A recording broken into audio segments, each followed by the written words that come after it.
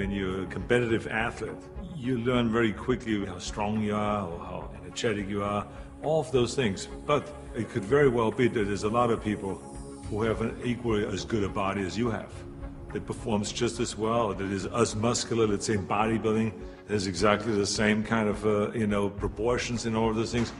So the question really is what puts you over the top?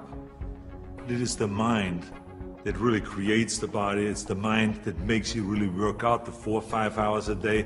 It is the mind that visualizes of what the body ought to look like as the finished product.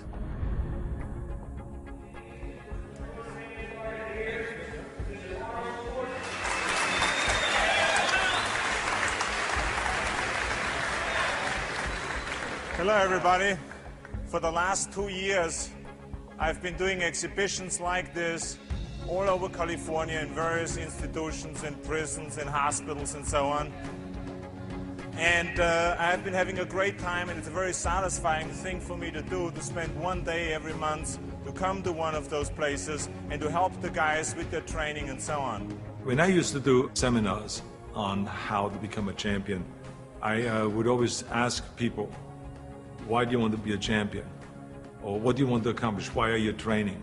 And they will, if a guy will get up and he will say, well, I want to train because I think that if I get muscular and I feel like I'm getting the kind of definition, then I maybe can enter a bodybuilding competition.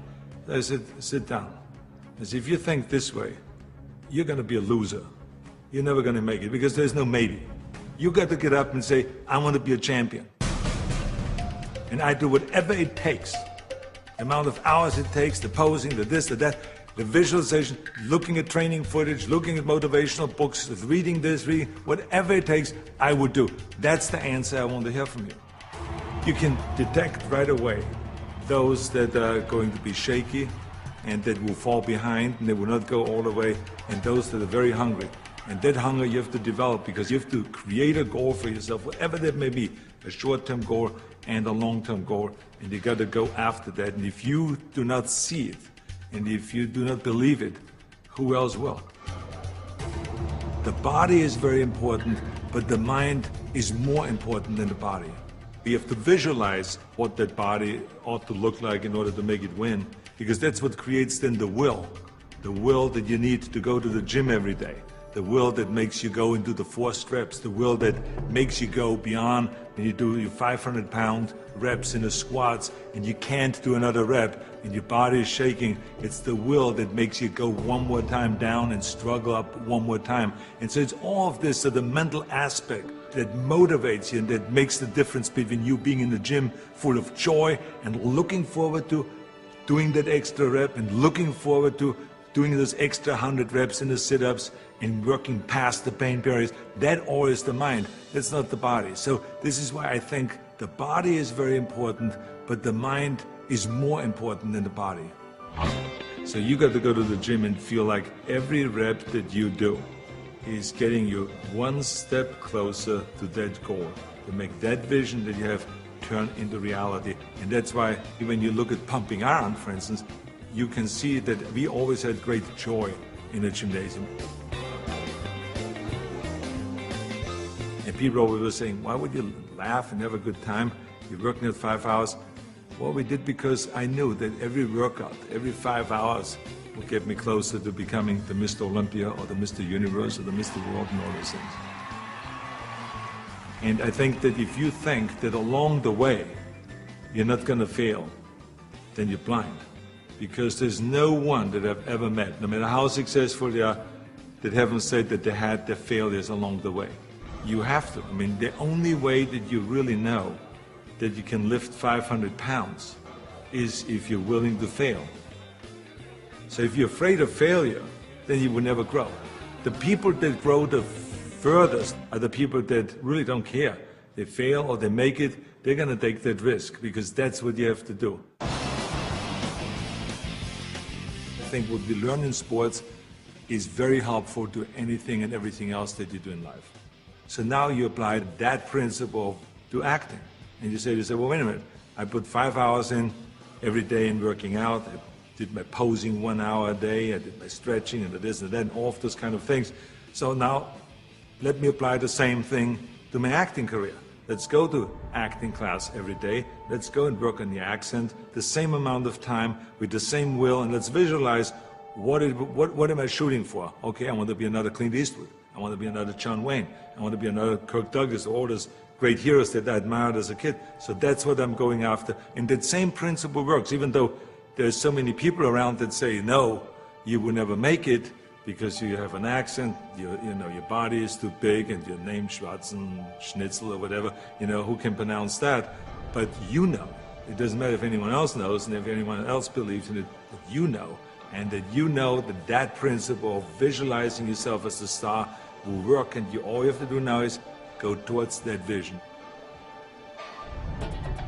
I've retired from bodybuilding in 1975, and I signed a series of Conan movies.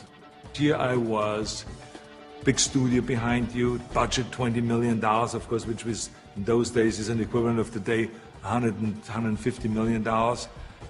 I was going to Australia to be a judge at the Mr. Olympia competition. But then all of a sudden, I thought, I should compete.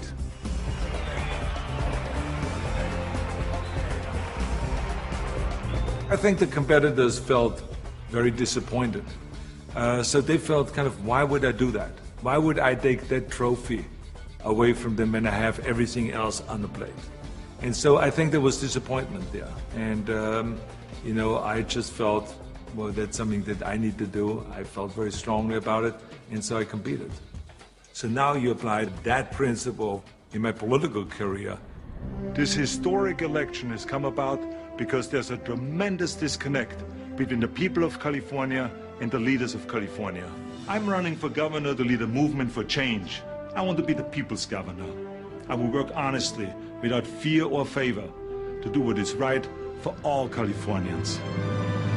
Join Arnold and let's bring California back. People see me as a big action hero on a screen, and they expect the same kind of bigger-than-life action in reality. That's why in my political career, people always say to me, well, but this is politically risky to go and start, for instance, talking about prison reform. People don't want to go and even talk about that.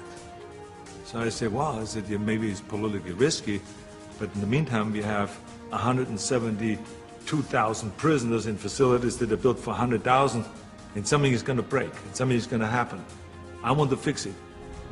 I feel very strong that I can bring people together. I feel very strong that I could unite Democrats and Republicans, all of those things. And I knew exactly what needed to be done to turn the economy around, to bring jobs back, to bring businesses back, to reform, workers' compensation, and to do all of those things. I knew there's certain things that we have to do to turn the economy around and to make people in California feel like that this is, in fact, a golden state. And true enough, after I have announced, and after I ran, and after I won, all of the things that I've planned became a reality.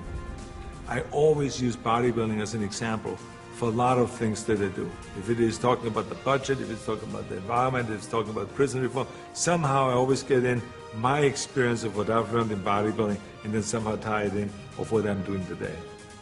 I have learned a tremendous amount, and every day still is a learning experience.